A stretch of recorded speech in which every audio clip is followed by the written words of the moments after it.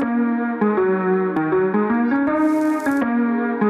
saw a 7-year-old, and he said that he was instantly in love with the 7-year-old. Now, to his credit, he has never had sexual relations with those children. So that just lets me know that somebody who wrote this story, you can't tell me that one, that was an accident, and two, the person that wrote that is not racist. You can't convince me that, because there are so many other options you could have had.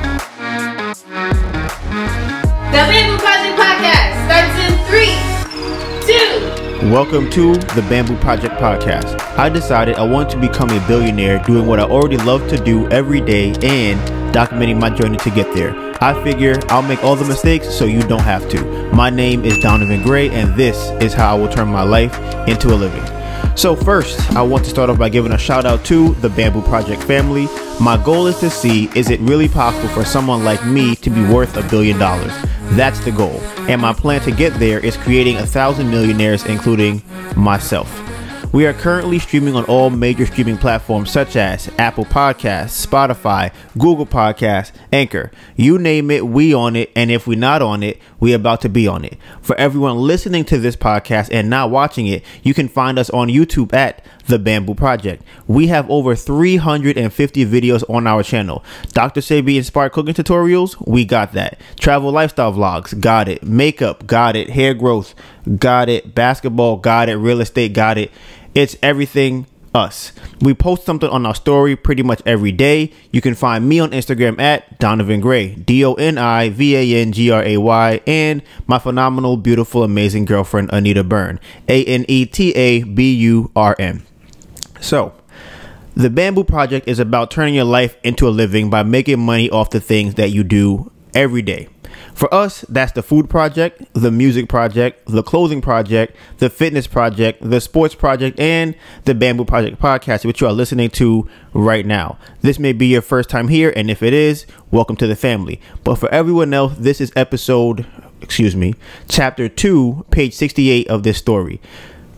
This podcast has 4 different segments. The life update, which is a weekly update on what we went through last week. Episode Playback, a recap of last week's episode and the things I could have done better. Donovan's questions, which is a question I had earlier in the week and I want to present to you guys. And then we have the topics of the day. All video and audio timestamps will be in the description box below. Today's date is July 6th. It is currently 7:48 p.m. That's late. Like I said, people who are new, y'all don't know what that means. People who've been here for a while, that's super late. So I'll explain that later. And we like to start the podcast off with screen time to let everybody kind of know how much time you're spending on your phone for the week. For me personally, my screen time right now is, let me see. Here we go. Screen time. Oh, wait a minute.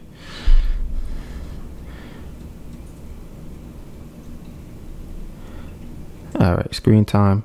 Okay, the reason I like to show my screen time for people who are new is because I think that if you are not aware of how much time you're giving to your phone, then you lose all that time.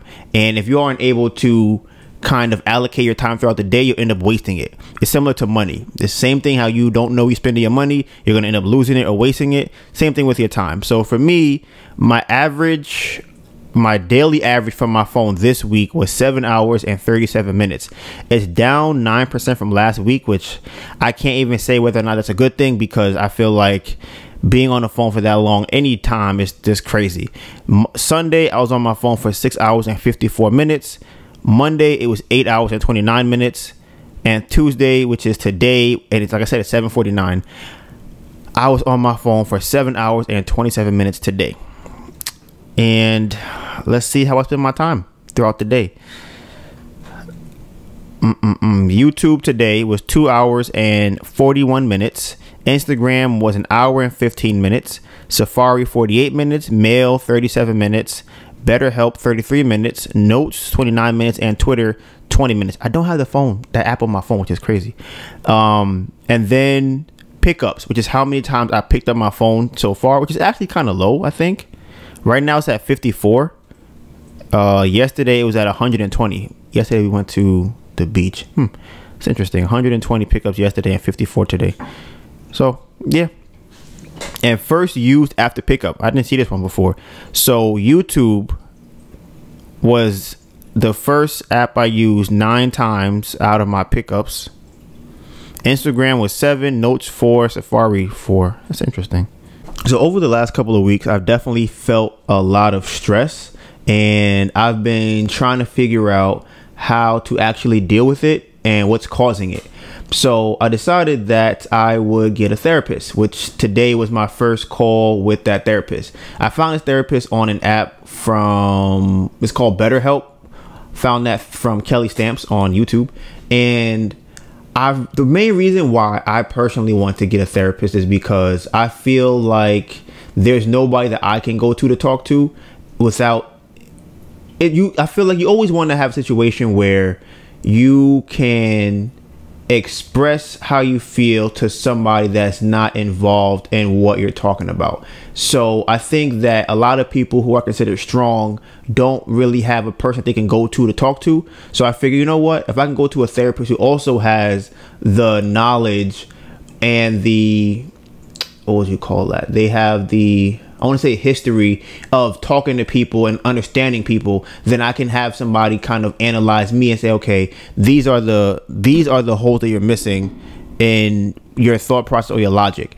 So I feel like for me, I'm always analyzing other people. I'm always kind of seeing, okay, why are they saying those, why they chose to use that word as opposed to this word, and why are they, you know, I just like to read people's behavior.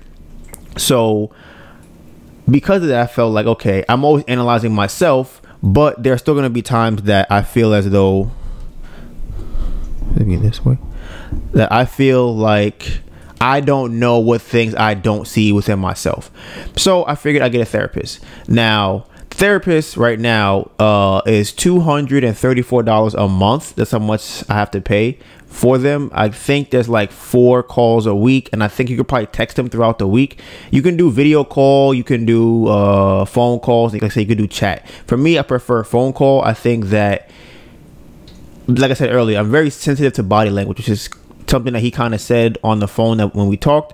And if I'm talking to somebody, I usually will have to close my eyes or look away, because I will, my body will just pick up on their body language to what is being said in the conversation, and then I feel as though it will change my mind about what's being said in the conversation. So I try and close my eyes or look away just so I can hear the person and only hear what they're saying, as opposed to using my eyes to read what it is their body is doing, because I feel like a lot of people's body language is not congruent with what they're saying.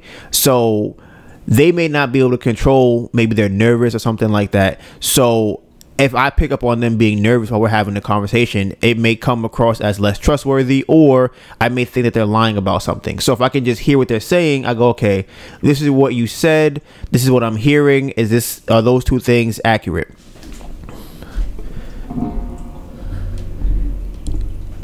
Hello? Okay. So right, that's what I would that was my main reason for going to see a therapist. So got on the phone with therapist. Now it was a little late. It was like 8 minutes late. I wasn't really sure what to expect. I thought maybe I would get a call immediately at 11 o'clock. I didn't get that call immediately at 11 o'clock. So it was like 8 minutes afterwards. So I'm like, okay, I can I wasn't a fan of it necessarily, but I think that the conversation that we had was very helpful, and I still give him 5 stars because I feel like I said, it helped me a lot. So the main thing that I wanted to talk about with him was my relationship, because I wanted to know how he views it and what he sees that I'm doing wrong and how I'm reading certain situations. So we talked about it, and he definitely said that he feels as though there is he said he thinks that I'm very sensitive to a lot of the things that are happening. So I'm like, yes, that is very true. I definitely am.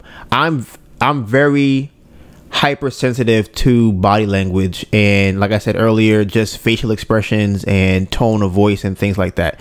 I'm very acute on those. So when I see them, it comes out to me as a blaring flag, if you want to say, right?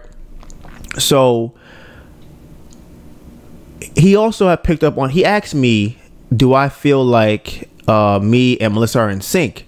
And I had to think about it, and I was like, no, I don't think that. And the reason that I said no is because that was the first thing that came to my mind when he asked me. So for me personally, I always think that when somebody asks you a question, or me specifically, and the first thought that comes to my mind is normally the answer, because I feel like after that you're trying to disprove what your first thought was, as opposed to understanding why that was your first thought. So for me, I said, okay, no, I don't think that. And then he said, okay, why do you think that? And I was trying to describe it, which I've talked about in this podcast many times. My articulation skills have definitely dropped off, and I actually am wondering if I have brain damage. I don't know. I know I got hit in my head like 2 years ago playing basketball, and my ears was ringing, so I don't know. But I definitely feel like sometimes I'll try to get words out and they don't come out the way I want them to come out. So I don't know if that's partly a speech problem, if it's some type of head injury. I don't know. When I have enough money, I'll go and check it out. So for me, and I don't read as much, so that could also be part of it. For me, when I was talking to him, I related it to dancing. I said, you know what? I feel like we're dancing, but we're stepping on each other's feet. I don't feel like we're actually in sync if we're dancing. So we kind of went into that more, right? And then I kind of gave him a list of things that I felt like were bothering me, and his approach to it was very interesting. He told me to go through the whole list as opposed to going over each thing specifically on the list. So that was a very interesting process that he did. I definitely think it was helpful, because I think that he was able to get an overview of what the problems are. And one of my biggest problems was, I always say, I think it's the impulse control for Melissa when she is anxious about something, or could be angry about something. I feel like it's the lid on the cover of the emotions that it comes off very easily.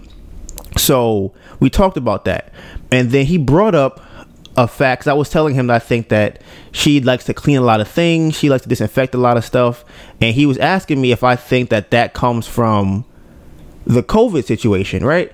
And because he was asking me, how long has she been sensitive to germs? And I'm like, I feel like it's been a while, but I feel like I've seen more over the last year. And he said, do you think that it's COVID? And I'm like, I never thought about that. And I was really thinking about it, because that's something that never really occurred to me. For people who are new to the podcast, my thoughts on COVID are this. I think that it's very real. I just think that it's not as dangerous as people make it out to be. I think that once the media gets a hold of something, they make everything worse than whatever it is. I think that if it was supposed to rain 2 days in a row, then they would read the news as, oh my God, you can't go outside, it's gonna be terrible outside, it's gonna be just awful. I think they amp up everything that comes through the news cycle. So especially if you have something like this, the markets are going down, people are not going to work, people are working from home, all of those things combined with the media, I think they just have a way of increasing people's anxiety about situations. Because I believe, honestly, same thing with regular media, there would be no reason for you to watch the news if every time you turned it on they said, yeah, it's pretty nice outside, nothing's going on, the president will be in the city tomorrow signing some papers, then he'll fly back to the White House, and then he has a dog. Nobody wouldn't watch that.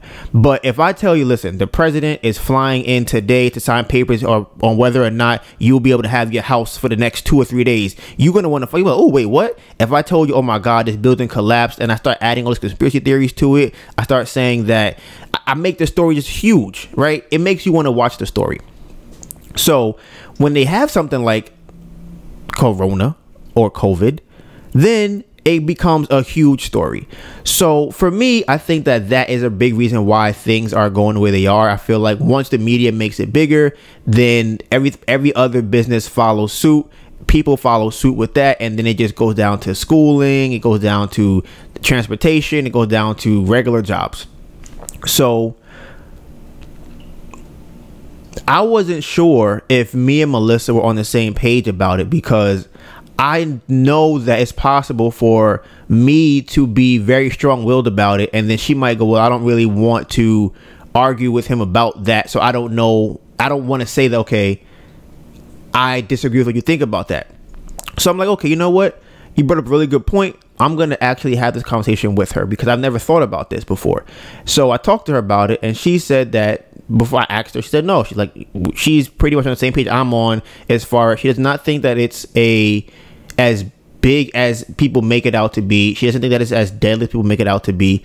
And for the most part, we talked about the vaccine because I'm 100% against it. I asked her how she feel about it, and she said that she's not taking it. She's not trying to get it either. I said, okay, so we're on the same page with that. So having that conversation showed me that, okay, she doesn't have an extreme heightened awareness of catching COVID. It doesn't exist. I'm like, okay, so that's not what's going on. So we talked more about it, right? Excuse me. And what I ended up learning was that it's not really COVID itself that has caused Melissa to feel uncomfortable. It's more so about the ramifications of COVID. So for us, the fact that we might have gotten evicted before, that was an issue. We're on unemployment right now, so that could run out at some point. We wouldn't have any money from that. And we don't have any other stream of income right now coming in. And do you remember what else it was? Because our only stream of income is unemployment is limited. Like it's a finite amount of money that we can get from that. Getting a job would take away from the other things that we're doing. And something else. Oh, because we don't have money to really spend, we're pretty much confined to the house. Right. The other thing I forgot was that because we don't have any money, we're inside the house all the time together. And when we had this conversation, it came up that possibly having more money would solve that problem. But I don't agree with that. I feel as though if we have more money, right, all that would do is allow us to pay for us to be apart from each other. And I don't think that us not addressing the problem and us not being around each other will solve it. It just means that, okay, now that I'm not around you, I don't have to deal with whatever problem happens when I am around you. So the least amount of time I can spend with you, the least amount of problems I will have. The problem won't actually get solved. It's just that I won't have to deal with that problem as much anymore. Right? So I'm like, I think that we have to get on the same page. So to me, I definitely think there's a disconnect somewhere, but I wasn't really sure what that disconnect was. The more we talked about it, I realized that the disconnect comes from how we view our future, I guess our present and our future through COVID. So what that means is, for me, I am okay if I have to be homeless to achieve whatever goals I want to achieve. I'm okay with things going terribly wrong because I know that they will get better. I'm okay with things being really bad because I know that I've been through whatever. I'm pretty sure I've been through worse things than whatever will come from COVID. I've been through being kicked out of college, being tossed out of jail in the snow. I guess having your girlfriend cheat on you is kind of crazy. Kicked out of my house twice, more or less. There's a lot of things. That police attacking me. Well, I guess you call attacking me on the street. I guess you could say that. So it's just a lot of different things. I'm like, okay, none of the things that will happen to me will be as bad as that. And if anything is really bad, I'm pretty sure that I'm smart enough to come up with a solution to get through it. So that's how I view it. So I'm more or less very relaxed when it comes to things not going very well. However, I think that Melissa is more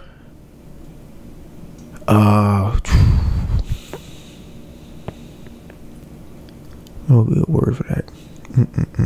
Not as fluid. I wouldn't call it fluid.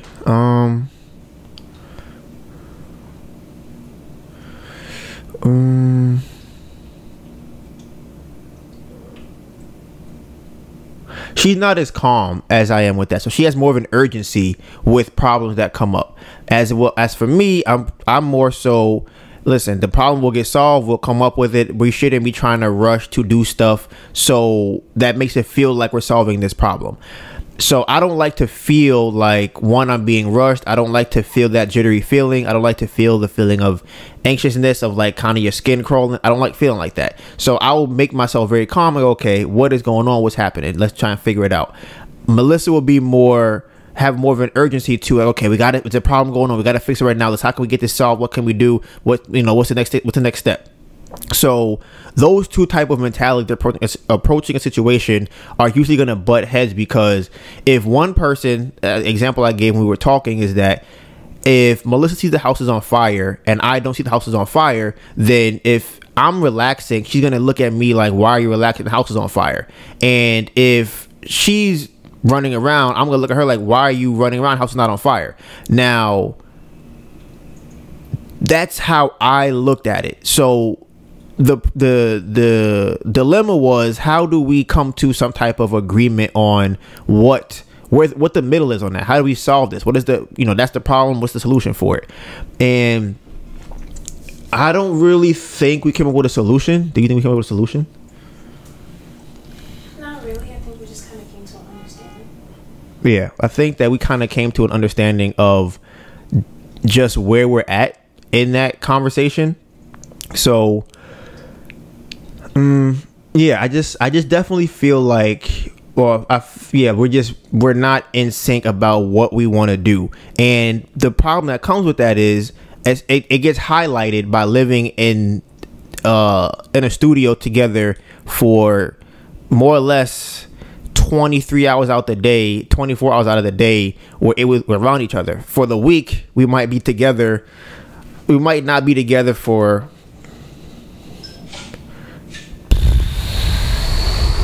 5 hours out the week, possibly, maybe if Melissa goes out or something like that, or if I play basketball, which has not been very often, because before she was coming with me to play basketball, so there is not really much time. And like I said before, I don't think that you solve that problem by avoiding each other, not being around each other. I think that you have to figure out, okay, what is the solution for this problem? So what do you think the solution? Do you think there is a solution? It makes me think about the escape room, the prison cell, because it's kind of a weird situation, because it's like neither of us. I was gonna say neither of us are wrong, but I don't know if that's the right way to say it.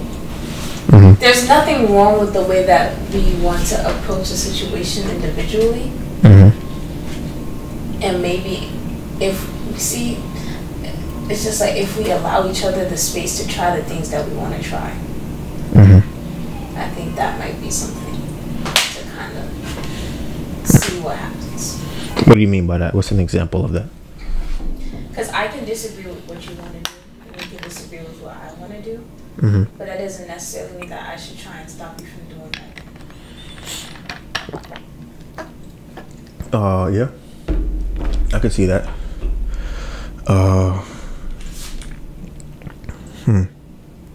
Yeah, I can see that. It's still weird though, because it's like, just because I'm not trying to stop you doesn't mean that I won't feel anything about you doing the thing. Yeah, I agree. For me, I feel like I feel like my way is right, so that's how I approach it, and I try to understand what Melissa's way is about it, and I try to figure out, okay, this is what she is feeling, this is what she's doing, this is how I'm feeling, this is what I'm doing. Which one of these things will get us to whatever the solution is? And that's how I approach the situation. So for me, I feel like it's better to be calm and then address things from that standpoint. And I don't think Melissa comes from that same standpoint, as it's better to be calm to address it. And we had this conversation earlier. Melissa had said that she feels very uncomfortable when she doesn't have control over what's happening. If I don't have control of what's happening, and then something that I don't view as positive comes from it, I'm gonna think that it's because I didn't have control over what's happening. Okay, what do you think? How do you think you would feel if you had control and something negative still happens? probably would think I shouldn't have done that thing. Yeah, so that was our conversation that we had earlier today, and I definitely think that a therapist is very healthy for me specifically. I can't speak for everybody, but I know for me, because the only person I talk to is Melissa, and pretty much in depth I would say is Melissa. I'll interact with other people. I don't really have long conversations with people other than Melissa. I might talk to my mom a little bit, my sister, maybe may talk to Matt on Instagram or Kiki. Like, it's different people, but it might happen once in a week, once every 3 weeks, something like that. It's not one, it's not a deep conversation. That's one. It's usually very surface level, and two, it does not help me to analyze what I'm going through at the time. So after I got off the phone with him, I actually felt like, oh wow, I felt like a huge weight was released off my shoulders. I go, okay, everything that I've been holding on to, I can understand it now, and I've been able to actually let it go. I've been actually able to get it out, because I think that it's good to talk to people about the problems you have with them, but I feel like every problem that somebody has with somebody else, I don't know. I was gonna say every problem that somebody has with somebody else, I don't think needs to be addressed, because I think that small problems become big problems once they're repeated. So a small problem can be turned into a very large problem. But if you are talking to somebody about those small problems, then they don't become as big, or you don't have as much emotion about it when you approach that actual person you had the problem with. So an example would be if let's think of an example. Okay, an example. So yesterday, Jesus, fuck this, I'm getting my throat.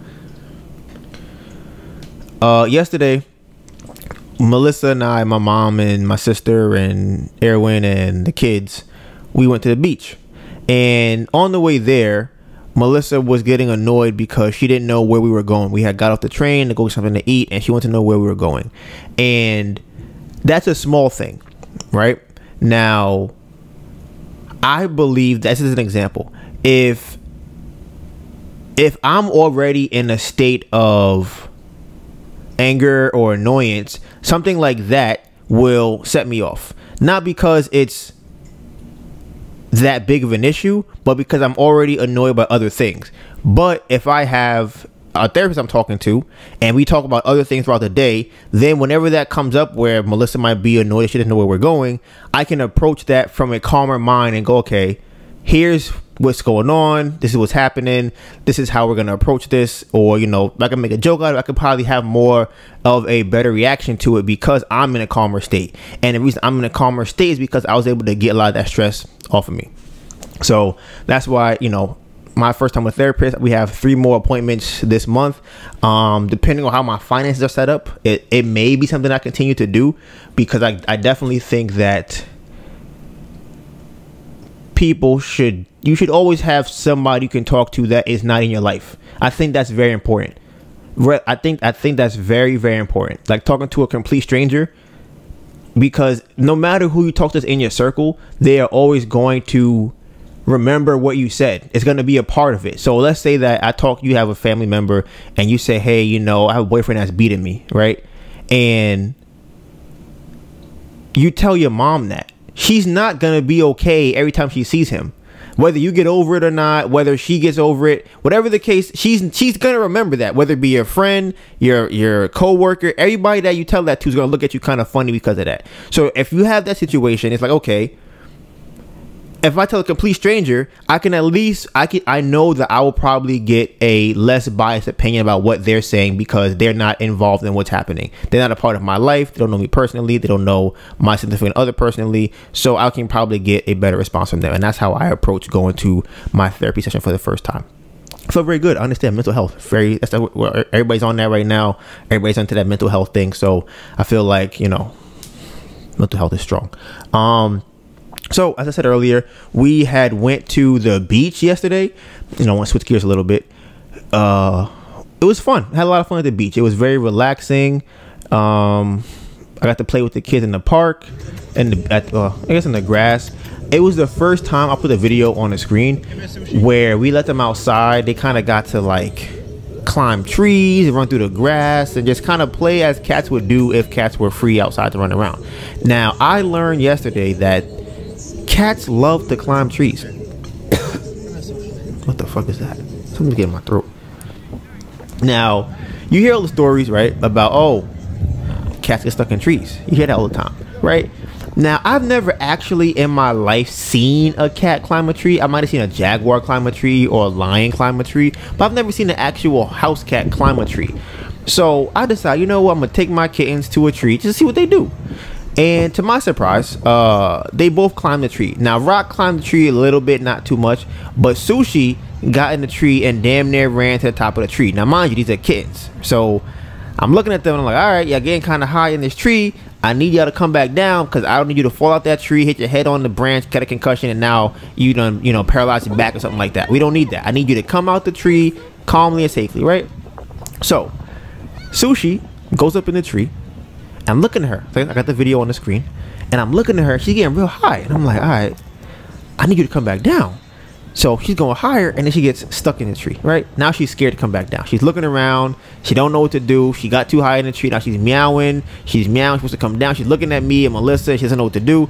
So I'm like, okay, I'm gonna try and guide her to come down the tree so she can get out the tree safely. So I kind of go towards the bottom of the tree. I'm, doing the come here, come this way down the tree. So she just come down the tree to my surprise. I'm like, okay, this is good. She's starting to come down. All I did was teach her that she has a way to come down the tree. So what she did was came down the tree to where she was safe and then ran back up the tree and then just kind of stayed at the top of the tree for the most part, right? So I'm like, okay, I need you to come out this tree, right? She starts coming down the tree again. Decides that she wants to go to a different part of the tree. So climbs up a different part of the tree. Now this part of the tree, I'm pretty sure she got stuck. We're leaving in about 5 minutes or so. So now I have to climb up this tree. I'm old. I'm 27 years old. Okay, my back don't work the same way it used to. My calves all tight. My quads tight. Everything hurt. I got no sneak. I got basketball sneakers. I shouldn't be climbing no trees, right? I'm climbing up this tree to grab this cat. And she don't even want to leave the tree. I don't know if it's an instinct thing because she's in a tree. She don't want to let go. But I'm trying to pull her off the tree. She wants to stay in the tree. I'm pulling. She's pulling. And we're both pulling. I finally get her off the tree, right? Actually, even before that, I got Rock to come out the tree. So I got him out the tree first, put him on the ground. As I'm getting Sushi, Rock decides he wants to run back up the tree. Mind you, like I said, these are kittens. I did not know that kittens love trees like this. I'm thinking maybe a grown cat, possibly, but not kittens. So I finally get Sushi out the tree, where everybody's on the ground. We're all good and happy to go.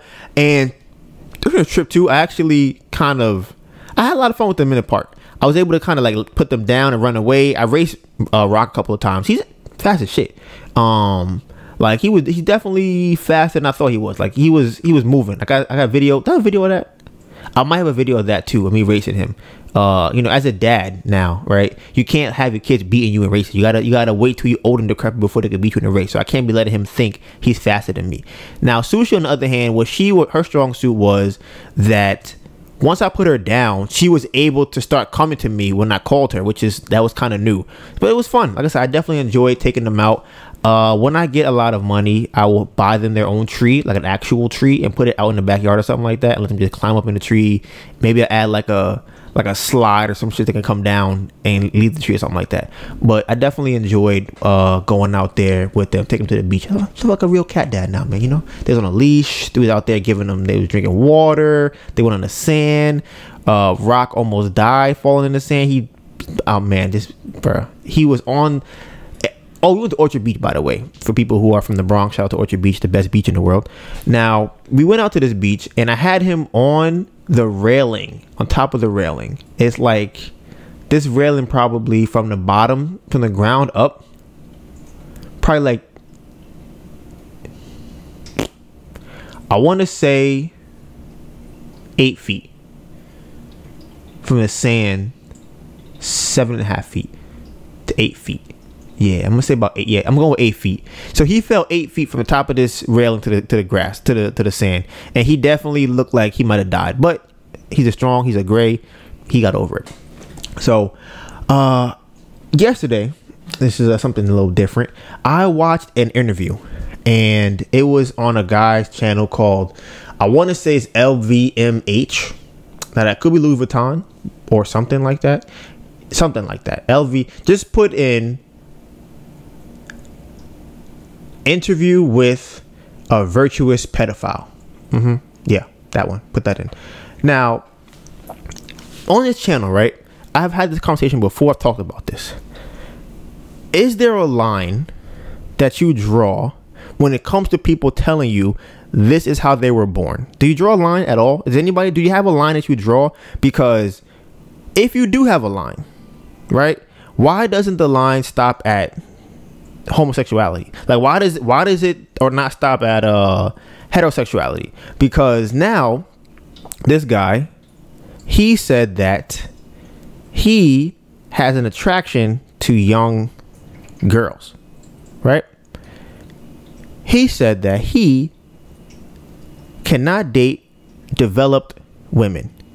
He saw a 7-year-old, and he said that he was instantly in love with the 7-year-old. Now, to his credit, he has never had sexual relations with those children. Okay? But my thing is, because he hasn't done that, he says he's not going to, because he's trying to be virtuous and he wants to still be, I guess, positive about it. But he did want to have that conversation with people. But for me, I had to ask myself, how do you live? How do you have friends when you tell them that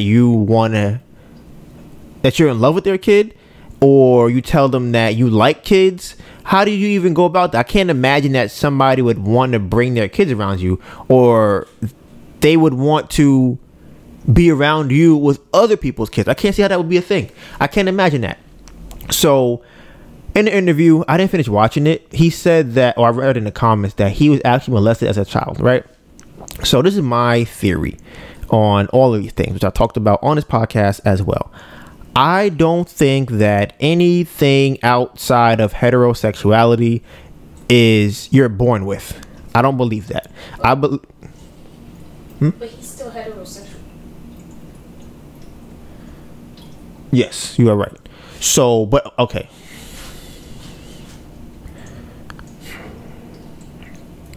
Okay.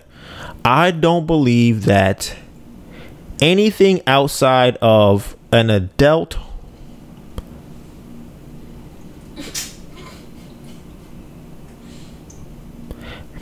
anything outside of a I think that a woman and a man, or a boy and a girl, are the only two people that naturally want to have relations with each other. Maybe. Damn, that's rough. That's tough. I don't know. See? Okay. Here's why I'm having trouble processing this, right? I'm gonna tell you my views on heterosexuality and homosexuality and pedophilia and transgenderism and all these other things, right? For me, I think that homosexuality it's not even a thing. Personally, that's how I feel like. It's not a thing. It's if you want to fuck a guy, you fuck a guy, right?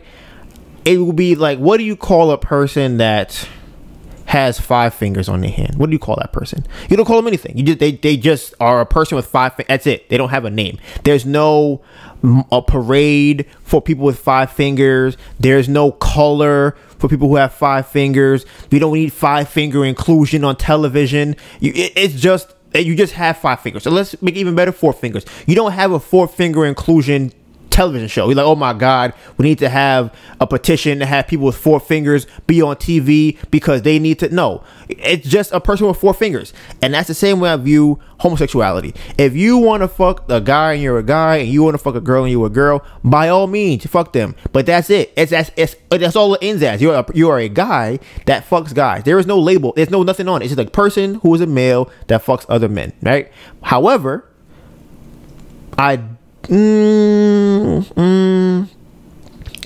I do sometimes think that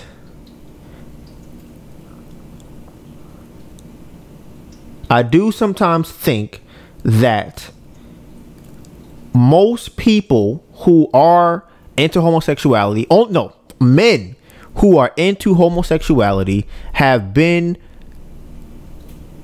exposed to it at a very young age. That's what I think, right? That's the first thing. Now, women, on the other hand, I think is a very different story, because I think that the reason why a woman would want to have sex with another woman or be in, and I think being in a relationship with another woman is very different than having sex with.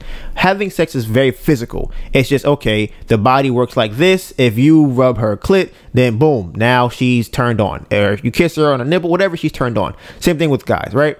But I feel as though for a woman, when she wants to be in a relationship with another woman, I think that comes from the idea that she cannot feel safe by another man, right? I feel like the dominant women who become homosexual, that's a weird word to call a woman homosexual. Do they call women that?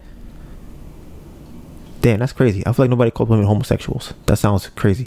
A dominant woman that wants to have sex with wants to be in a relationship with other women, only wants to do that because she has been brought up to be a very strong, independent woman.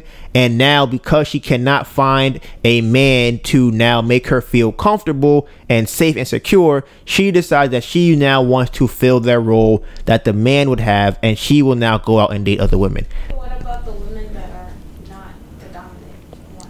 I think they're just playing around. I think that they have no problem dealing with, here's what I think. They will be stolen by any dominant man that comes along. I think a dominant man always trumps a dominant woman in a homosexuality relationship. So I think if you have a dominant woman. Well, okay, but what if it's two feminine women? Never seen that. They exist. Two femmes in a relationship together? When you say they exist, what do you mean? Like, that's a thing. I don't know I can't see how that's a thing. That's like, because there's always a dominant person in a relationship. So there's never like. But that's the thing. Like, I hear what you're saying, but not every dominant person in a relationship is going to be like a stud. Right. Yeah. So that's fine. But I think that if a strong black man comes along, then honestly, the first one that will go will be the more feminine one. And then the second one, if the guy wants her, she'll go with him too. I don't think that girls date other girls because they want a relationship with a girl. I think they just can't find the right guy. Even if they're attracted to the feminine qualities of a girl? Like what? Oh, no. But something like, what is a feminine quality that would attract a girl? Because girls don't like feminine qualities. That's why I'm like, that's not a thing. That's not true. Because girls like guys that are feminine. Like what? Guys that wear crop tops and have makeup. Here's the thing, though. Okay, fine. Okay. They don't mind their man having feminine qualities. Long eyelashes. What? First of all, no. No. Women who are into lesbians, okay, that's what they're called, I've heard. I think that for them, they will date another woman as a friend. It's like two friends who hang out with each other. That's how I think that they are. And I think that sometimes they might exchange cunnilingus. I think they'll exchange that sometimes. But I don't think that they are in a serious. I don't think there's that natural bond that they will have, that a man and a woman will have. I just don't think they have that. And I think that it would be very easy for a guy who is a strong man to go into a relationship with two women and take her. Now, the problem I think that happens is some women go so far to being dominant that guys just don't want them anymore. So now they feel like, oh no, I'm gay, I don't talk to guys. And it's like, no, strong guys don't talk to you. That's why you are into girls, not because you really want to be with girls. That's what from the women I've talked to who are gay, that's what I've noticed for the most part. I've never really met a girl who is gay who doesn't want to be with a man. They say they don't, but you can hear, it's so funny. They say they don't, but then they get goofy and giggly around a guy that makes them feel like that releases that feminine energy inside of them. And that's why I think that they just don't have a guy that wants to do that. Because look at it like this, right? If you have a guy and he's a high value man, right? Makes what's the qualities for that? I think you got to make 6 figures, a high 6 figures for 3 years in a row, and guys want to be you and girls want to be with you, and you got to be a command over all of your peers, something like that, right? Think about this kind of guy: strong-willed, independent, attractive, works out, intelligent, has money. Now he has all these options of women, right? All these options of women he could talk to. He is not going to go after the girl that looks like him. He's not going to do that, because for what reason would he do that? Her personality will not trump her looks if y'all look alike. So that automatically now removes most of the guys that she would want to be with from her circle, because those dominant guys are the kind of guys that she would need to make her feel like a feminine woman. But they don't want her. So her response to that is, you know what I'll do? I'll just be with a woman, because a woman responds to my dominant energy. So if she responds to my dominant energy, then okay, we have a dominant energy and we have the feminine energy in a relationship. But it's kind of like a pseudo dominant relationship or energy in a relationship. So, there's that. But I'm gonna switch on to the next thing. I don't want to drag on too much with the lesbians and the homosexualities and the trans. I want you to get someone from the LGBTQ plus community on here so y'all can have a conversation. That'd be perfect. If anybody knows somebody that is gay, you want a guy or a girl? Doesn't matter. LGBTQIA plus. You want me to bring a transgender on here, Melissa? You want to talk to them, so I don't even know why you saying it like Listen, if anybody knows somebody that's transgender, gay, that is a part of the LGBTQ. I don't even know what it's called. QIA plus. Okay, you must look. See, you're butchering the names. I'm not trying to. LGBTQIA plus. Okay, that's that's what it is. All right, now I know what it is.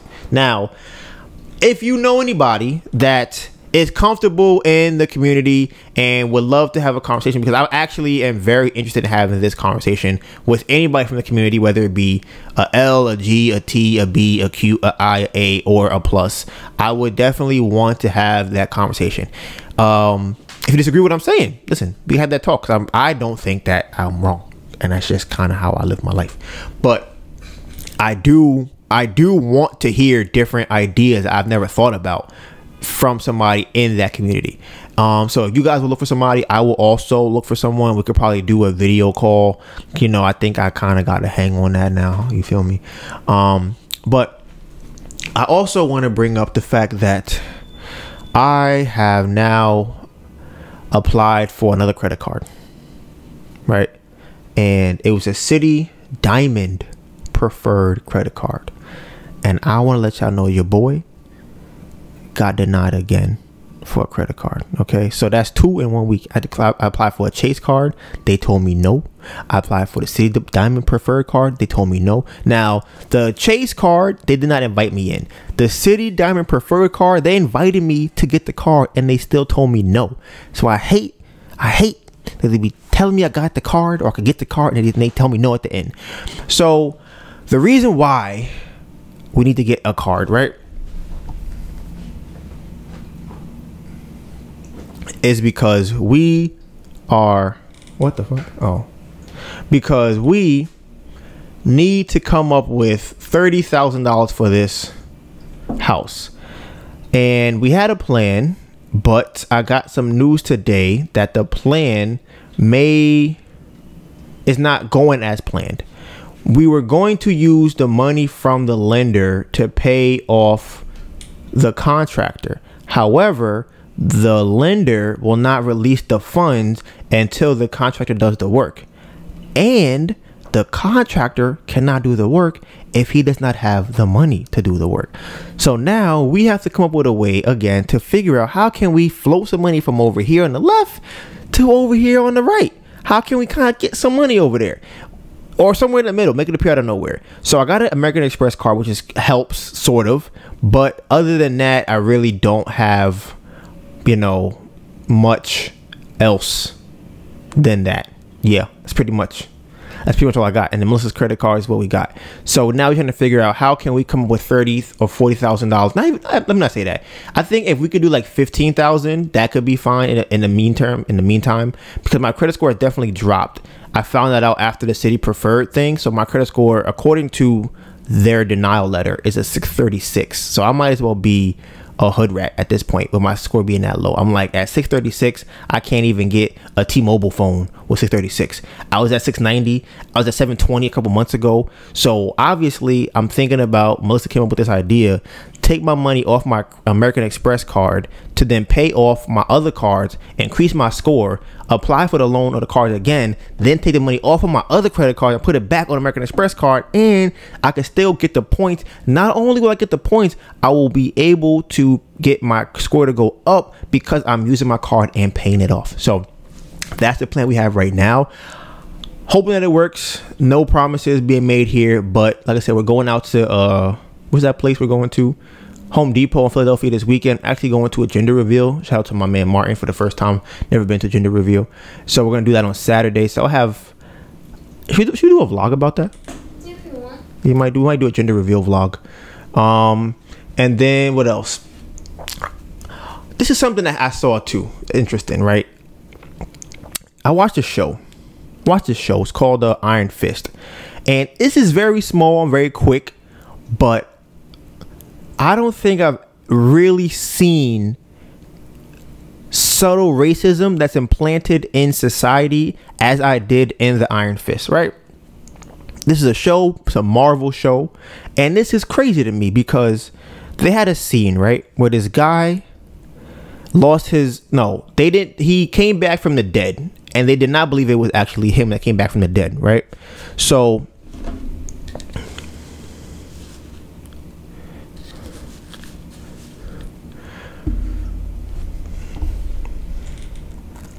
they were trying to figure out, okay, how can we really know if this is the same guy that was dead from before? How can we figure that out? So they decided that they were going to give him M&Ms, right? And then that would be a way to solve this mystery of whether or not this is the same person that died from before. So I'm like, okay, what's he gonna do with M&Ms? Is he gonna spell out a word? Is he about to like eat some M&Ms? Is he gonna like rip the bag open sideways? Who knows what he's gonna do, right? So they send this guy to M&Ms because they had put him in a psychiatric ward because they say he must be crazy because he's coming from the dead. He must be a zombie or whatever. He sends the M&M bag back to the lady that sent him the M&Ms. She dumps all the M&Ms on the table. The way that they figured out that this was the same person that died or supposedly had died in a plane crash was because when they were kids, he would always remove the brown M&Ms, right? Now my brain goes to, who wrote that in the script? Because one, this whole thing is made up. This is not a true story, right? He has a superhero hand that can punch through walls. So none of this is real.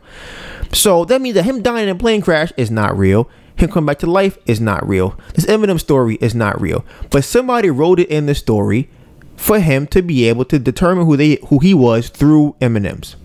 They could have used anything else. They could have said, hey, you want to get coffee? What's your favorite coffee? They could have said, hey, what happened? We were 10 years old in the back of the playground when the bird fell. What happened? No, they decided they were going to have him take M&Ms out of the bag and send it back. So here's what makes that story even worse. They could have even chose different colored M&Ms. They could have had him only like the red M&Ms or take the red M&Ms out. He could have taken out the blue M&Ms. He could have actually eaten the brown M&Ms because they were his favorite. He could be like, you know what? This guy loves brown M&Ms. Those are his favorites. So that's what he ate. But no, they said he don't like the brown M&Ms, so he took them all out the bag, and I'm pretty sure he threw them away. He put them on the side of the table and left them there and sent the bag back to her. So that just lets me know that somebody who wrote this story, you can't tell me that one, that was an accident, and two, the person that wrote that is not racist. You can't convince me that, because there are so many other options you could have had to prove that this person is a real or who they say they are, other than removing the brown M&Ms from the bag of M&Ms. So it's little small things like that, because now, I guess you could say, I'm in media, I guess. So now when I watch shows, I'm looking at how they do different cuts, and I'm looking at when they have added sound effects, because I learned a lot. A lot of the things I see on TV, again, is fake. Everything on TV is fake. But now that I edit videos, a lot of things are fake. The baby's crying be fake. Sometimes the baby itself will be fake. The baby crying, or the sound effect will have the baby crying, but the baby's mouth is not moving. You'll see where, like, running water. You think, like, when somebody walks into a house and you hear running water, that's not really the water in the house. Like, they'll show you the water running, but that's not the water you hear. That's like another added effect to that. I seen a guy recently, I watched a YouTube video, and he was saying that he's a sound creator or something like that. So he has a little studio where he will actually make sounds that you might possibly hear in the house. So think of a scary movie, right? You walk into the house, he will be when you hear the creaking of the floor not actually creaking, because that means that somebody would have to have the mic to the ground. Or you might think, oh, they just walking on a creaky floor. No, there's a guy who is in his house with a fake piece of wood on the floor that he's stepping on with a mic next to him to then send to the producers of the show or the editors of the show for them to add in him squeaking or him screeching on the floor. And I'm like, throughout the whole movie, there's that. So one thing I realized that kind of might be a hint to that is, I think whenever I see, if I'm watching a show in subtitles, right, I think whenever I see a sound effect in the subtitles, it's probably a fake sound, because I think that they had to have somebody write that sound in there to let you know what's happening. Like, even like bird, like, how often do you really pick up birds flapping and flying off into the distance? Like, that's the sound they probably added in there. There's so many sounds, a lot of sounds that are probably fake. Who knows? Even the door closing might be fake. But I just thought that it was very interesting that they wanted to add that racist scene in the Iron Fist. I'm gonna keep my eye out on that show. I've been watching it for a couple days now. I'm gonna keep my eye on more racist things out there in Marvel Universe. But the last thing I'll talk about in my life update, this is a funny thought I had recently, that people today, in this day and age, right, would rather, let me switch gears. Let me switch gears on that. People today will tell you they don't drink milk because it's unhealthy. They say milk is not good for you. They say it's the semen of the animal. It has blood in it and cum and all types of diseases. And then they bleach it and they give it to you, and it's disgusting. It doesn't help build your bones. It doesn't help with calcium. Nothing. And people will go, I will never drink cow milk again. It's disgusting, right? And then they go out and then they feel as though they're comfortable with getting the corona vaccine. Right. So to me, I just think it's very interesting when somebody says that, no, that's dirty, I don't want that, but I'll take this experimental vaccine. To me, I find it to be very interesting. Another thing I find interesting about people who take the vaccine, this is just thoughts I have in my house, is that anybody that takes the vaccine, their argument is usually, well, if I die, I die. Right. And I'm like, if you really feel like that, why don't you just not take the vaccine? Like, my brain goes to, if you don't care about dying or not, why take the vaccine at all? And that's how you feel, right? So to me, I think that people come up with anything to say to justify why they're taking it. I think that, for me personally, the reason that I'm not taking the vaccine, it's a lot of reasons, but the biggest reasons is, one, I am not a believer in the government having my best interest in hand or in mind. Right now, I wonder, right? Because people would think, oh, you are an anti-vaxxer, you must be crazy, right? Hear me out. What do you think? What do you think was told to the people who was given the syphilis shots in the 50s or the 40s, whatever that was, right? What do you think they told them? Do you think they said to them, hey, here you go, here's some this is gonna help you become bigger and stronger? Do you think they told them that? Or do you think they said nothing? What I know they didn't tell them it was syphilis. I know that. I also wonder, right? Because I remember back in the day, if you don't know about this, people in New York obviously know about it, but 9/11, the towers fell down, right? And when the towers fell down, there was a lot of the debris from the tower that was still in the air of the city, and that's in the financial district, right? But the government told everybody it's safe to go back to the city. They said, listen, guys, it's okay. You can go down there. We'll all be fine, right? People started going down there, living their regular lives. And a couple years down the line, they come out and say, well, actually, we found out that it's not safe. And my bad. Here's some money, right? Another time. There's a lot of different times that we've been told one thing by the government and then it wasn't true. That's how I look at it. So I'm like, if I have a choice to not take this thing, I'm not going to take the word of the government. I'm not at all. Not at all. Because think about food in general, but think about when they were building houses. We used to, I think, I was watching? I forgot which video I was watching. This might have been a real estate related video. I can't remember who it was. And they were talking about insurances, right? And they said that if you had a house, I want to say it's lead. I think it's lead. You had a higher premium for houses, people who work with lead paint than people who didn't. I believe that's what it was. Maybe it was asbestos. If it's not lead, it's asbestos. So it might have been asbestos. So it was one of the two, right? But the reason I'm even bringing this up is because insurance companies knew that people were dying from this chemical, right? But then the government said, don't worry about it. It's fine. Insurance said, we heard you, government, but studies show and science shows that these people are dying from this. So we're going to charge them a little bit more because we know they're probably the likelihood of them dying is pretty high. So we're going to actually charge them more. And you know what came out later? Lead is dangerous, killing people. Asbestos is killing people. But remember, we were told this is safe for us. I mean, listen, the list of lies go on and on and on for the government. So for them to want to push something this deeply, I could already believe that it's not good for me. Now, also think about this. This is my last one. Y'all can dispute this if you want to, right? I don't know if y'all could tell, but I'm black. Okay, I don't know if y'all saw this or not, but I'm black. Now, how often does the government care about black people? If you ask Kanye West, he will say never. So my thing is, all of a sudden, somehow, we are on the top priority list for the government to save. Everybody is dying. The government goes, we need the black people to get vaccinated because we want them to really? Like, really? I can't see how that's a thing. People get shot by police, the black kind of people.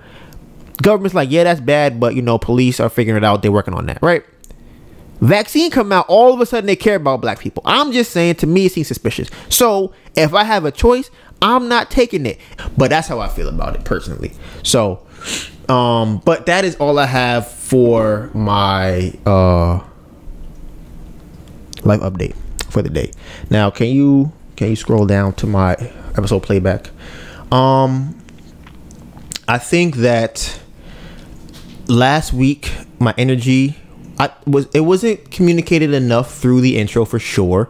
I also think that my pacing was good, but the fact that I do not end my words and I do not enunciate my words is still very prevalent. However, today we had about 2 takes of the intro, and I think what I realized today is it's not the ending of the words that mess me up. It is the word that comes before the word that messes me up. So, for example, a word earlier that I had said, I might have been something along the lines of the project, right?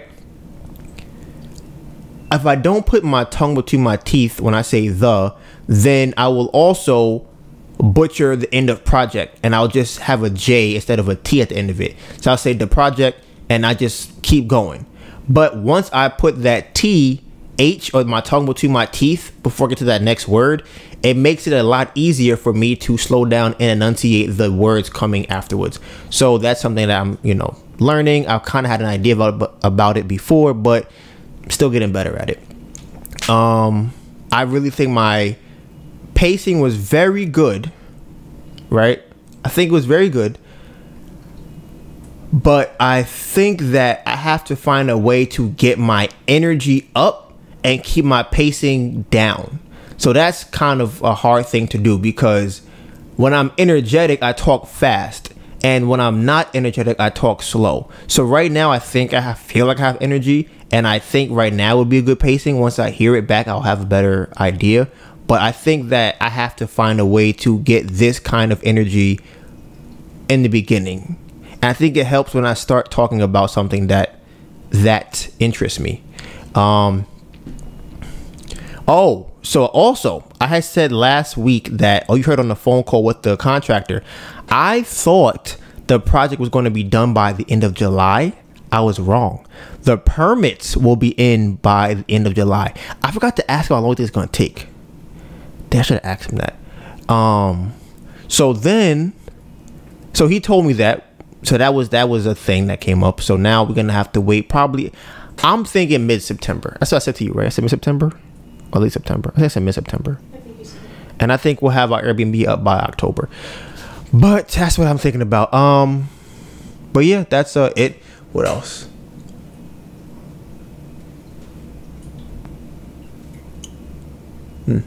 Yeah. So, but can you keep going? I can't see all of that. Keep going. Keep going. Keep going. Oh, another thing from last week. I realized while I'm talking, I will switch gears very quickly. My brain will go to what I'm thinking about as opposed to what I was already saying. And when I hear it back, one, it makes me lose my attention from what I'm hearing, and then 2, it also makes me forget what I was actually trying to say. So once I hear it back, I realize, okay, I need to figure out how can I continue the whole sentence as the way it was going to be said, and then possibly change it afterwards, because I realize my brain is moving so quickly. As I'm already saying the word, my brain has self-corrected and said, okay, that isn't what you're trying to say, fix it. So I will fix it mid-sentence as I'm talking. And then I might even stop to think, okay, this is what I was gonna say. This is what I thought I should say, but I also think that is wrong. So I need to take a break and think about what I'm gonna say. That leads to a terrible listening experience if I'm working through it in that manner. If I say it completely, my full thought, and then I think about it, I think that helps me, and I think it helps anybody listening to be able to follow through what's being said. I also think I used like way too much in last week's episode. I thought I did better than that, and I definitely did not. I did not do as good as I thought I did. Maybe it was the week before that I did better, but last week all I heard was like every 6, 7, 8 words. That is not the vocabulary of an intelligent man. I need to work on that. And I'll read the 4 Agreements. I haven't read it in like a couple of days, but that book is not a hard read. So a lot of the words in there are very first tier words. So it's not really much vocabulary I'm getting out of that book. So my next book, I'm hoping that there's some more words I could use and kind of have to stretch my brain cells a little bit. But, you know, that wraps it up for today's episode. If you haven't already, go check out our social medias. Mine is DonivanGray, DonivanGray. And you have the beautiful, phenomenal, amazing girlfriend, AnetaBurn, AnetaBurn. We have 6 different projects. We have the food project. We have the clothing project. We have the music project. We have the fitness project. We have the sports project. And we have the Bamboo Project podcast, which you're listening to right now. You already know what it is. Hashtag Bamboo Project 2021. We going up all year. You know the vibes. And with that being said, Bamboo Project out.